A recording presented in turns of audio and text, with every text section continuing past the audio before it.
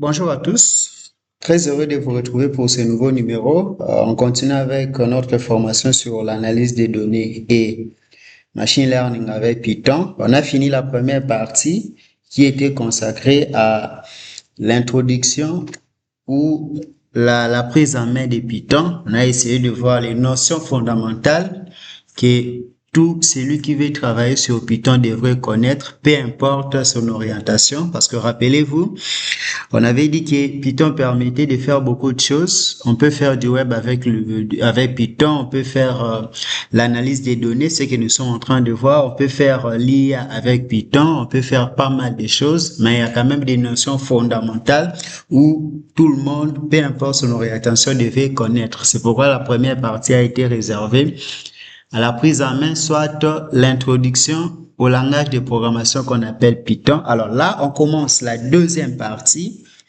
qui est l'analyse des données.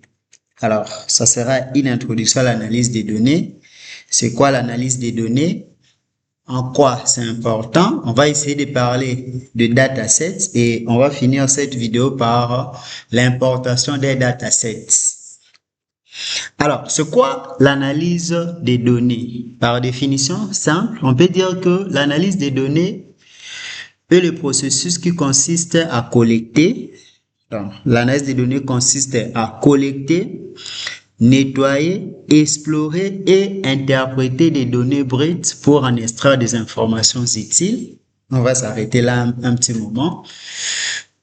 L'analyse des données consiste à collecter, nettoyer, explorer et interpréter des données brutes. C'est-à-dire, on a des données brutes, on produit pas mal de données sur les réseaux sociaux, par-ci, par-là, dans nos entreprises, partout il y a des données et généralement nous prenons des décisions grâce à ces données-là. Il faut avoir de l'information pour prendre de bonnes décisions et c'est compliqué lorsque vous avez des données brutes de prendre de vraies ou de bonnes décisions. Imaginez-vous que vous avez un fichier Excel qui enregistre les différentes ventes journalières. Donc, chaque jour, quand quelqu'un vient acheter quelque chose, vous enregistrez ça dans un fichier Excel. À la fin de l'année, à la fin du mois, vous aurez un fichier Excel avec plus de 1000 lignes. Alors, si on vous posait la question, quel est le produit le plus vendu, par exemple? Avec des données brutes, ça sera difficile, en tout cas, de répondre à cette question.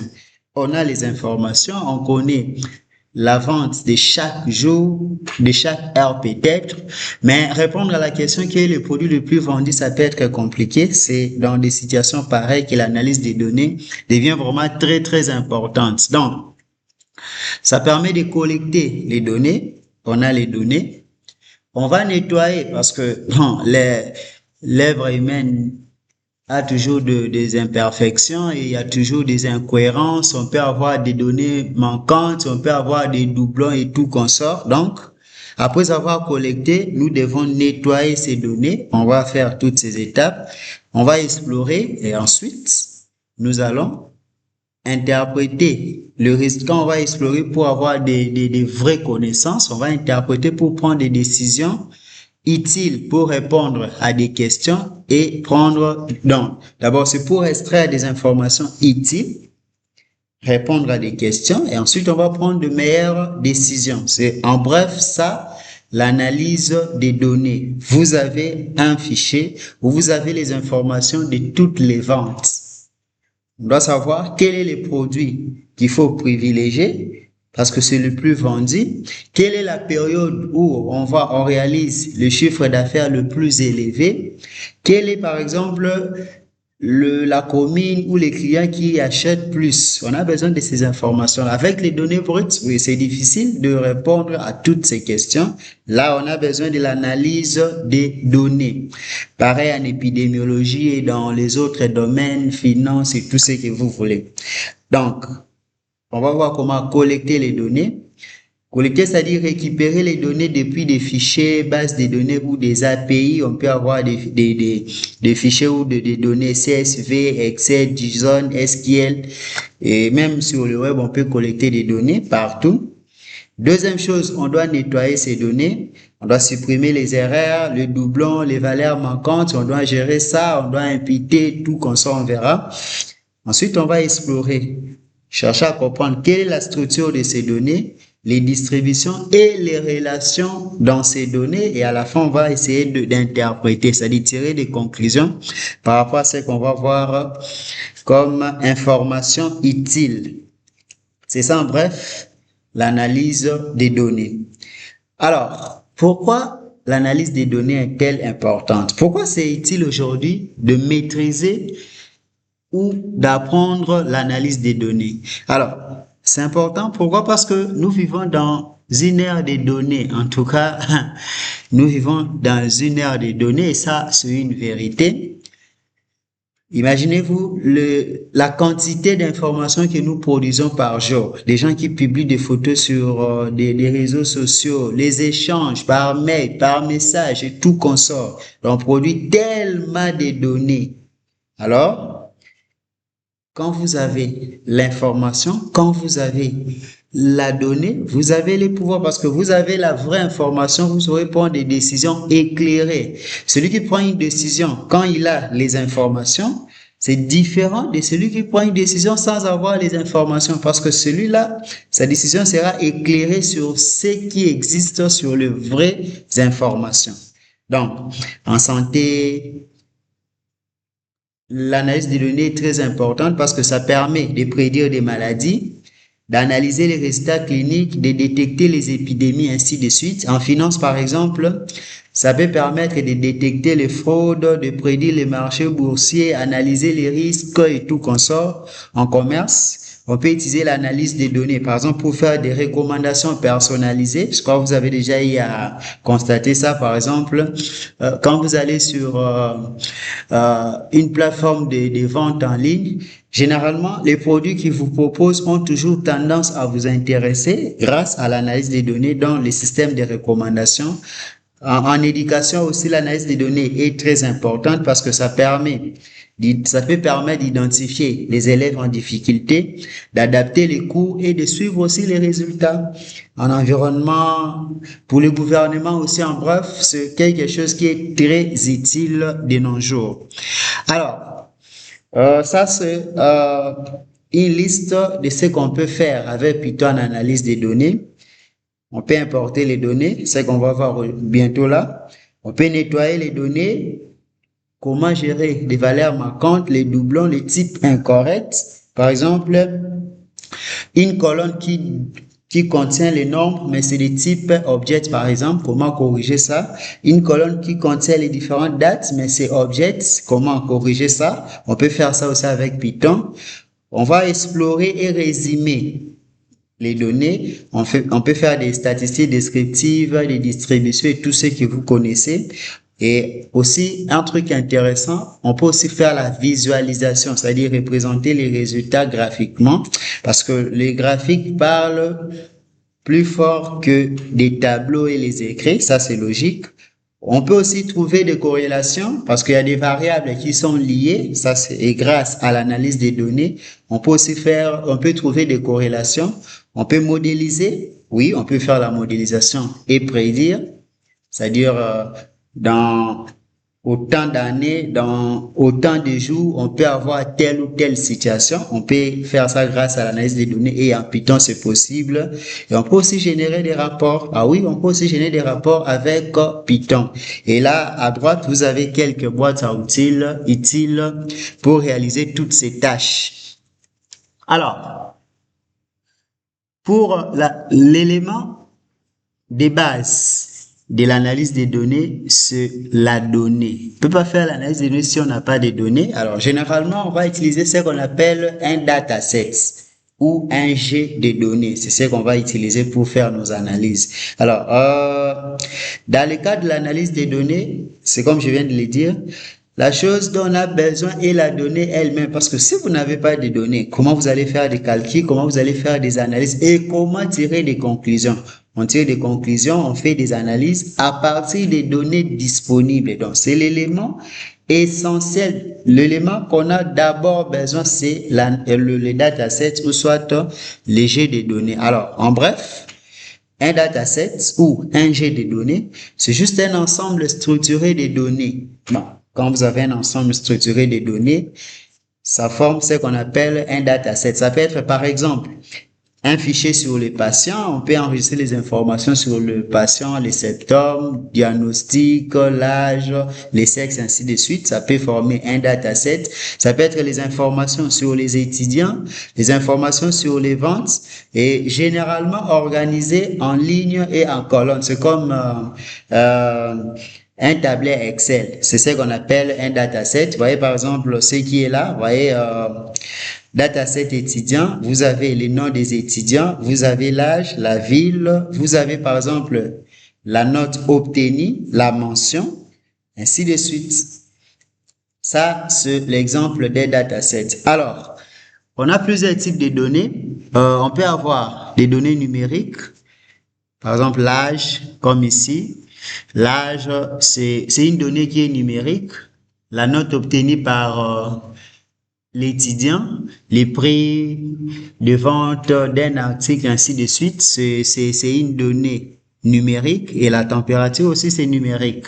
On peut savoir des données ou des variables catégorielles lorsque on a des textes. C'est ce qu'on appelle en programmation des chaînes de caractères. Par exemple, la ville, la mention obtenue, le sexe, la catégorie des produits, catégorie des clients, tout ça. Ça, ce sont des données catégorielles. On peut aussi avoir des données temporelles. Là, c'est par rapport au temps, dans la date, l'heure, ainsi de suite. On peut aussi avoir des données textuelles et on peut aussi avoir des données booléennes ou des variables booléennes. Là, ça prend seulement des valeurs, soit vrai, soit faux, actif, inactif, 0, 1, ainsi de suite. Alors, comment alors, où trouver le dataset? Parce qu'on a dit que l'élément de départ de l'analyse des données, c'est le jet des données. Si on n'a pas les données, on peut pas faire des analyses, on peut pas interpréter, on peut pas prendre des décisions éclairées. Donc, l'élément de départ, c'est d'abord la donnée. Alors, où trouver la donnée? Bon, ça dépend de ce que vous faites.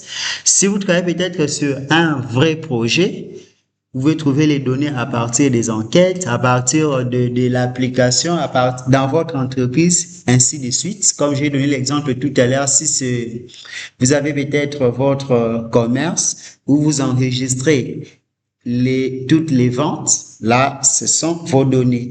Mais dans les cas d'apprentissage, on va pas peut-être utiliser des vraies données qui n'est pas d'ailleurs accessible à tout le monde. Ça dépend c'est pas toujours facile d'avoir des vraies données. Alors, si on apprend, comme dans notre cas, nous sommes dans le cadre de l'apprentissage, où peut-on trouver des datasets gratuitement?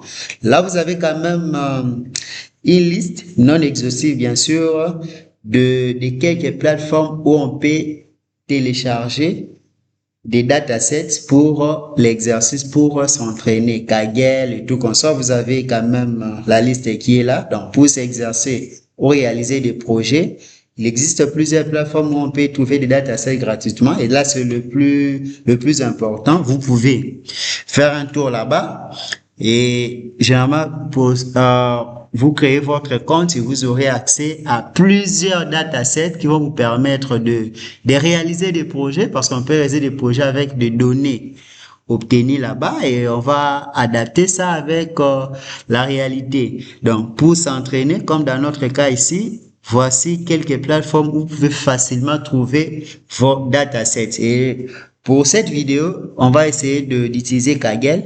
On va prendre un dataset là-bas. Et on va voir comment importer et faire quelques petites manipulations. Donc voilà, vous avez le choix, ça dépend de ce que vous cherchez. Soyez curieux, explorez ces plateformes et vous allez trouver pas mal de datasets certainement adaptés à ce que vous voulez faire ou à votre domaine. Donc santé, finance, tout ça, je crois, dans tout ça, vous pouvez retrouver ce que vous avez besoin. Alors, là, ce sont des plateformes qu'on peut télécharger et là, ce sont les différentes sources qu'on peut avoir des données. Quand on veut travailler, on peut avoir plusieurs sources de données. On peut avoir des fichiers locaux, c'est-à-dire on télécharge dans l'une des plateformes que je vous ai présentées. On va enregistrer ça dans notre disque dur. Donc, ça peut être des fichiers locaux, ça peut être des bases de données. Pour ceux qui maîtrisent ça, avec le SGBD, MySQL, SQL Server, ainsi de suite. Ça peut aussi être des sources web et des API. On peut aussi avoir des données à partir des plateformes web, des sites web, ainsi de suite. Et aussi, ça peut aussi être à partir de Python. Il est aussi possible de simuler, il est aussi possible de créer nos propres datasets avec Python. Je crois que j'avais fait un truc un peu similaire quand j'ai expliqué la bibliothèque Pandas. Je crois que c'était ça. Donc, voyez quelques sources. Voilà, venez d'utiliser votre navigateur au choix. Vous écrivez par exemple Kaggle. On va chercher un dataset dans Kaggle. Je suis là, je peux directement cliquer sur Datasets. Alors, vous pouvez choisir les thèmes que vous avez besoin, ou si vous avez le temps, vous pouvez parcourir la liste des datasets. Là, par exemple, Health, c'est la santé, pour chercher les datasets que vous avez besoin, ainsi de suite. Ou si vous connaissez déjà les noms de votre dataset ou les thèmes, on peut essayer. Par exemple, j'écris commerce. Voilà, j'écris commerce. On me propose des datasets sur le commerce, donc e-commerce, ainsi de suite. Je peux par exemple essayer celui-ci. Je clique ici. Là, vous avez la description, ainsi de suite. Et toujours l'habitude de lire ça pour comprendre si les datasets contiennent quoi et les autres caractéristiques. Alors, on va cliquer sur data.csv. Je vais télécharger ça. Automatiquement, ça lance les téléchargements. C'est en cours. C'est un temps que ça puisse se terminer. Voilà, c'est celui-ci, ce 7,2 mégaoctets. Ça dépend, il y a des datasets où on peut avoir des gigas. Ça dépend du contenu. Voilà. J'ouvre dans les dossiers de téléchargement. C'est archivé, donc je double-clique. Les datasets est là. Alors, je vais extraire ça. Je mets ça, par exemple, je peux mettre ça dans document, c'est pas un problème. Je vais extraire. Voilà, c'est ça. J'ai déjà mon dataset. Je peux quand même ouvrir pour voir à quoi ça ressemble. C'est pas aussi mal. C'est un fichier CSV. Et généralement, le fichier CSV, on peut avoir comme délimitateur le point virgule, soit la virgule. Pour le savoir ici, regardez ici. Les différentes colonnes sont séparées par des virgules. Donc ici, les délimitateurs, c'est la virgule. Donc, je vois ce qui contient mon dataset. C'est beaucoup, alors beaucoup d'informations. C'est bien, je peux fermer. Alors, je reviens je ferme. Voilà, après avoir téléchargé mon dataset, je reviens ici. Alors, pour manipuler les datasets, comme ce sont des données tabulaires, j'aurai besoin de pandas. Donc, je commence d'abord par importer pandas as pd. Je valide. Maintenant, pour importer les datasets, je mets par exemple df. Df, c'est une variable. Généralement, les gens mettent df comme data frame, mais vous n'êtes pas obligé d'appeler ça toujours df. Vous pouvez changer. Égal pd. Rappelez-vous qu'on doit utiliser une fonction d'un module, soit d'une bibliothèque. On est obligé de commencer par le nom du module, soit de la bibliothèque. Donc, pd pour pandas. On a défini l'alias. On a expliqué ça dans les vidéos précédentes.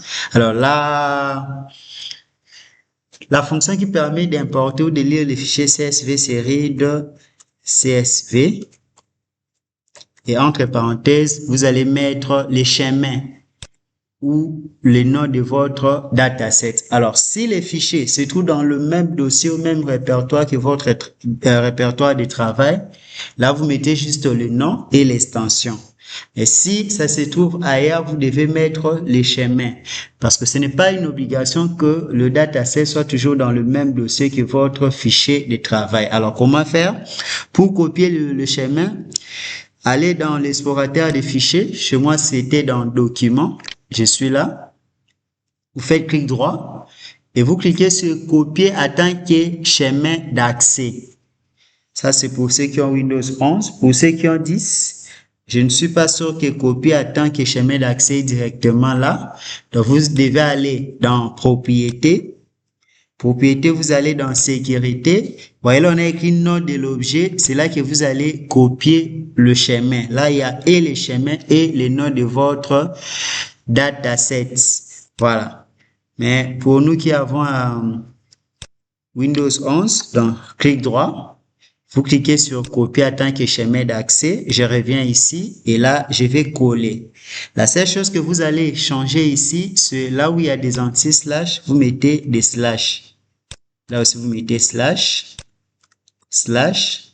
Et là aussi, vous mettez slash. Voilà. Alors, ça, c'est le premier, la fonction read CSV peut avoir plusieurs paramètres.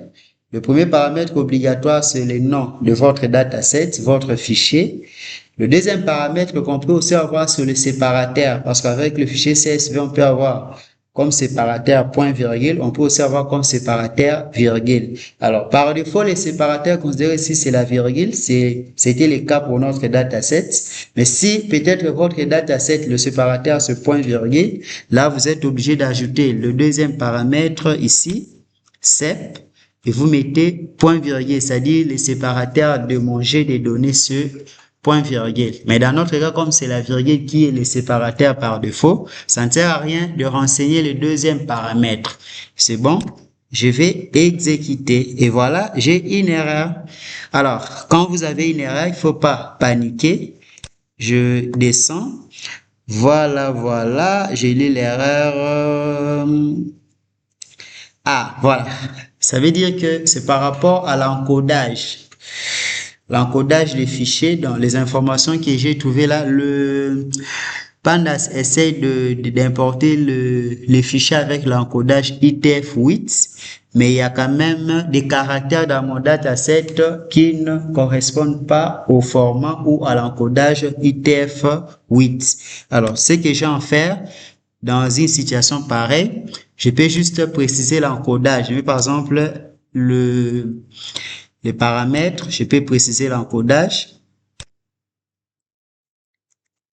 Encoding, je mets par exemple latin 1, j'essaie avec latin 1, si ça va résoudre le problème. Je crois que vous avez compris l'erreur.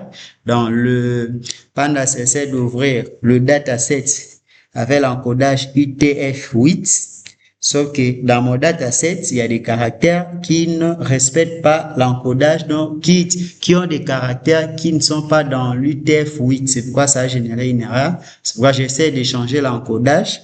J'essaie avec latin 1. Alors, il y a encore un problème. CSV. Voilà, il y a encore une petite erreur. Où est le problème? Je vérifie. Ah, voilà, c'est encoding et non c'est que j'ai écrit adding. Voilà, c'est ça. Donc ici, ça doit être C. Je valide et c'est bon. Le dataset est importé. Je crois, vous avez vu, ça peut vous arriver. Par exemple, l'erreur par rapport à l'encodage. Par défaut, ça sera UTF-8. Mais si votre dataset contient par exemple les livres sterling, le symbole là par exemple, des symboles qui ne sont pas dans UTF-8, ça peut générer l'erreur. Pour remédier à ça, utilisez le paramètre encoding. Mettez par exemple latin 1, comme j'ai fait ici, ça a marché. Vous voyez que si vous commettez une petite erreur, comme là, ça devait être C, moi j'ai écrit D. Une erreur aussi, donc faut prendre soin. Alors, maintenant que le dataset est importé, on va faire juste quelques petites manipulations pour se rassurer que tout s'est passé comme prévu. Entre autres, je peux peut-être me dire, je vais peut-être afficher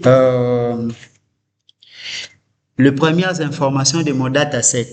Pour cela, je mets df. df, c'est le nom de l'objet ou soit la variable qui contient mon dataset. .head. Ça me permet d'afficher les 5 premières lignes. Quand je valide, voilà. J'ai les 5 premières informations de mon dataset. Là, j'ai le numéro parce que ça, ce sont les informations de vente en ligne. Là, ça, par exemple, j'ai les numéros de la facture. Voilà, ça c'est, je peux appeler ça le numéro de la facture. Ça c'est le code du produit dans les stocks, dans le numéro de la facture, le code du produit dans les stocks. Ça c'est la description du nom du produit. Hein, c'est quel produit, on décrit le produit. Ça c'est la quantité vendue. Ça c'est la date et l'heure de la vente. Ça c'est le prix unitaire et ça c'est l'ID de l'acheteur. Donc les clients, et ça c'est le pays, hein, là où il a acheté. Voilà, on a déjà quelques informations par rapport à notre dataset. Alors, par défaut, Head affiche 5 premières lignes, mais je peux aussi préciser le nombre de lignes que j'ai besoin d'afficher. Si je mets par exemple 10, ça va m'afficher les 10 premières lignes. Je crois que vous voyez, ça affiche les 10 premières lignes. Ça c'est la première chose. J'ai quand même quelques informations. Alors, autre chose que je peux afficher, je peux aussi chercher à afficher les dernières lignes. Pour ça, je mets df.tile. Là, ça va afficher les 5 dernières lignes. Voilà. Les 5 dernières lignes de mon dataset sont là. C'est bien. Autre information que je peux essayer ou chercher à afficher, je peux aussi, si je vais afficher les types de mes variables. Ici, j'ai 1, 2, 3, 4, 5, 6, 7, 8 variables. Je peux afficher les types. L'idée, c'est de voir si les variables sont correctes ou pas. Alors, là, je fais df.desTypes.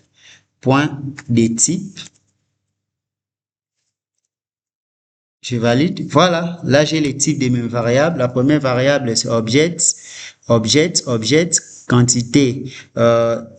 Vous voyez, par exemple, ici, ça nous permet de... Pourquoi il faut afficher les types? Parce que regardez ici, la date de l'achat et c'est object. Or, ça devait être date time parce que ça stocke et la date et l'heure.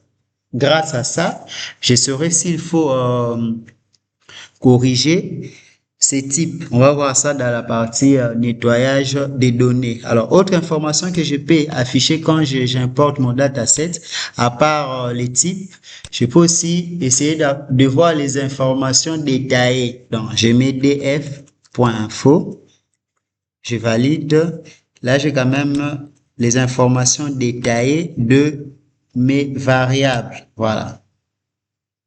J'ai les informations détaillées de mes variables. Ici, par exemple, ça renvoie le nombre de valeurs non nulles, donc sur le nombre de valeurs ou des lignes qui ont des valeurs pour cette colonne.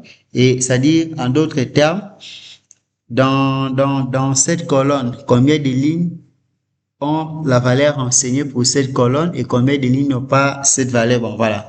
Ici, je 541 909 lignes non nulles, c'est-à-dire qui contient des valeurs dans cette colonne, ainsi de suite, ainsi que les types. Autre information que je peux peut-être afficher, c'est la dimension de mon dataset. Quand je dis dimension, c'est-à-dire le nombre de lignes et le nombre de colonnes. Là, je fais df.shape. Voilà. Je valide, ça m'affiche, voilà, la dimension est là, c'est-à-dire mon dataset a 541 909 lignes ainsi que 8 colonnes ou soit 8 variables. Voilà, c'est quelques informations qu'on peut afficher. Autre information que je peux peut-être essayer d'afficher, c'est avec la fonction describe qui va essayer d'afficher quelques détails ou statistiques descriptives d'abord pour les variables numériques. Alors, je mets df.describe. Je valide. Voilà. Je crois que j'avais fait ça quand je vous avais parlé des data frames avec Pandas. Vous voyez? Ça va afficher les détails dans les statistiques descriptives pour le variable numérique. Ici, on a la quantité, on a les prix unitaires ainsi que l'ID ce qui n'est pas vraiment trop petit, l'ID du client. Alors, ça va d'abord afficher le nombre d'informations pour chaque colonne Mean, c'est la moyenne, c'est-à-dire la quantité moyenne est là. Ça, c'est la quantité moyenne. C'est 9,55. Et le prix unitaire moyen, c'est 4,61. Et ça, c'est pas trop important. Les STD, c'est l'écart type. Le mean, c'est la plus petite valeur. Vous voyez déjà, il y a un problème. La quantité avec une valeur négative. On ne peut pas avoir une quantité avec une valeur négative. Donc, on voit déjà que les datasets comportent des imperfections. C'est pourquoi, après avoir importé l'étape suivante, il faut aussi nettoyer avant de faire les analyses. Ça, c'est important. Par exemple, ici, on voit que la quantité est négative. Là aussi, le prix unitaire qui est négatif, c'est aussi un problème. Alors, le 25% ici représente le premier quartile. Le 50% représente le deuxième quartile, soit la médiane. Les 75% représentent le troisième quartile et max, c'est la plus grande valeur. Voilà. On a vu comment télécharger un dataset, comment importer les datasets et après avoir importé les datasets, quelques petites manipulations qu'on peut faire pour se rassurer que tout s'est bien passé. Voilà. Dans la vidéo précédente, on va essayer de voir la gestion de valeurs manquantes. Merci et à très bientôt.